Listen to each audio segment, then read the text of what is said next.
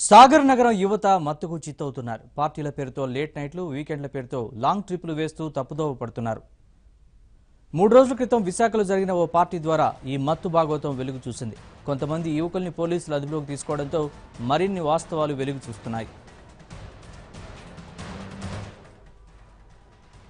విశాఖ రిషికొండ సమీపంలో ఓ పార్టీలో డ్రగ్స్ వినియోగించిన 5గురిని పోలీసులు అదుపులోకి తీసుకున్నారు. ఈ నెల 13న సోని అనే వ్యక్తి రిషికొండలో పార్టీ నిర్వహించాడు. అక్కడ డ్రగ్స్ వాడుతున్నారన్న సమాచారంతో పోలీసులు వెళ్లి చెక్ చేసినా ఎలాంటి ఆధారాలు దొరకలేదు. పోలీసుల కన్నుగప్పి దాచిన డ్రగ్స్ ని 2 రోజుల తర్వాత రిషికొండ నుంచి తరలించేందుకు ప్రయత్నించిన సత్యనారాయణ అనే వ్యక్తిని పోలీసులు అదుపులోకి తీసుకున్నారు.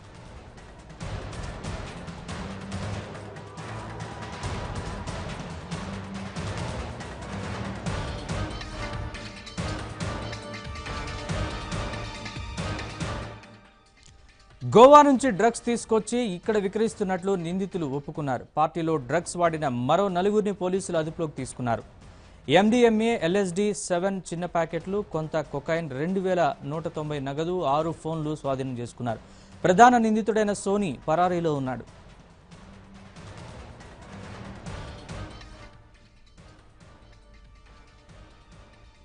పార్టీల పేరుతో బీచ్కు వచ్చే యువకులకు డ్రగ్స్ అందిస్తుంది మనుకొండ సత్యనారాయణ అని పోలీసుల విచారణలో తేలింది. సాధారణంగా విశాఖలో ఇప్పటివరకు గంజాయి, గుట్కాలు మాత్రమే ఉండేవి. ఇప్పుడు పార్టీలోకి మత్తుమందులు వచ్చి చేరడంతో పోలీసులు అప్రమత్తమయ్యారు. అసలు సత్యనారాయణకు మత్తుమందులు ఎలా వచ్చాయి, గోవా నుంచి తెచ్చామని చెబుతున్నాడంటే మధ్యలో ఎంతమంది చేతులు మారొస్తున్నాయి, దీని వెనుక ఎవరెవరున్నారనే విషయంపై పోలీసులు లోతైన దర్యాప్తు చేస్తున్నారు. ఇదివరకే సత్యనారాయణపై పలు కేసులు కూడా ఉన్నట్లు పోలీసుల రికార్డుల్లో తేలింది. మత్తుమందులు విక్రయిస్తున్న వారు, సరఫరా చేసిన వారు ఎవరినైనా విడిచిపెట్టేది లేదని, వారిపై కఠిన చర్యలు తప్పవని పోలీస్ కమిషనర్ మహేష్ చంద్ర లడ్డా వార్నింగ్ ఇచ్చారు.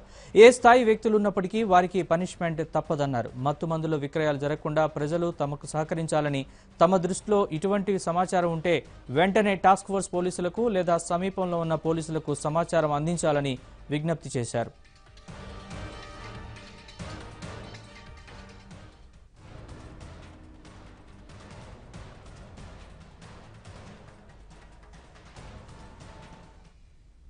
వైజాగ్లో లాస్ట్ కొన్ని మంత్స్ నుంచి కంటిన్యూస్గా ప్రజల తరఫు నుంచి, తర్వాత ఈ మీడియా తరఫు నుంచి కూడా, తర్వాత మాకు వేరే సోర్సెస్ నుంచి కూడా కంప్లైంట్స్ కూడా వస్తున్నాయి, ఇన్ఫర్మేషన్ కూడా వస్తున్నాయి దట్ కొంతమంది గాంజాలు, డ్రగ్స్లు పర్టికులర్లీ ఈ పార్టీస్లో ఎక్కువ యూజ్ అయింది. అంటే దానికి మా ఇంటెలిజెన్స్ నెట్వర్క్ ఎస్బీ తర్వాత టాస్క్ ఫోర్స్ వాళ్ళకు యాక్టివేట్ చేయడం జరిగింది.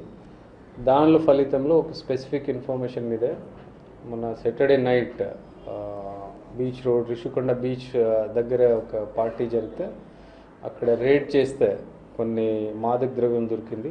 దానిలో LSDs, తర్వాత MDMA, దీస్ థింగ్స్. సో దానిలో ఒక మనిషి దగ్గర దొరికిన Manukonda Satyanarayana, son of Mohan Rao, is unemployed youth, ఆయన దగ్గర నుంచి దొరికింది. ఆయనకు అరెస్ట్ చేసి జ్యుడిషియల్ కస్టడీలో పంపడం జరిగింది. తర్వాత ఆయనకు ఇప్పుడు రిమాండ్ కూడా మేము తీసుకుంటున్నాము. ఇప్పుడు వరకు ఆయన ఇచ్చిన ఇన్ఫర్మేషన్ ప్రకారం దానిలో ముందుకు మళ్ళీ ఇన్వెస్టిగేషన్ కొనసాగుతున్నాయి. దానిలో కొన్ని లీడ్స్ వచ్చింది. ఇంపార్టెంట్ ఒక లీడ్స్ అంటే ఈ డార్క్ వెబ్ ద్వారా వీళ్ళు కొన్ని పర్చేజ్ చేస్తున్నారు. వాళ్ళు చెప్పిన ప్రకారం డార్క్ వెబ్లో బిట్ కాయిన్స్ యూజ్ చేసి పర్చేజ్ ఆర్డర్ ఇస్తున్నారు. అది కాకుండా వేరే ఛానల్స్ కూడా చాలా ఉన్నాయి.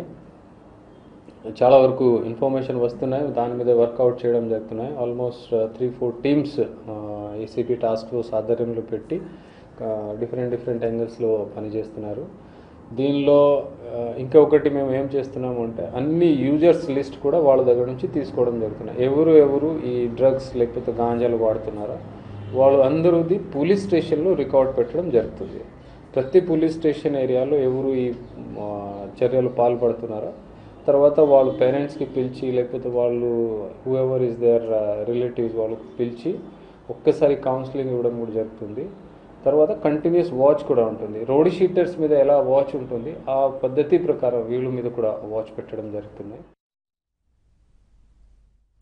ప్రముఖుల పిల్లలు మత్తులో జోగుతూ పాశ్చాత్య దేశాల సంస్కృతిని విశాఖకు పరిచయం చేస్తున్నారని మహిళా చేతన సభ్యురాలు కత్తి పద్మ ఆరోపించారు.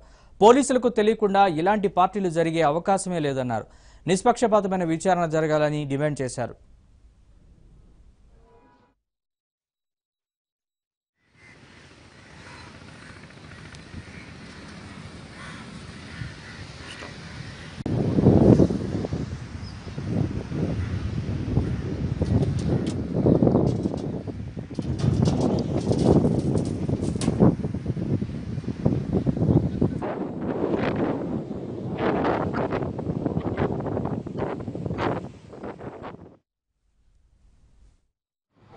రేవు పార్టీలు అంత బహిరంగంగా జరుగుతుంటే పోలీసు వాళ్ళకి తెలియదు అనుకోవడం కరెక్ట్ కాదు. అది ఖచ్చితంగా తెలుసు.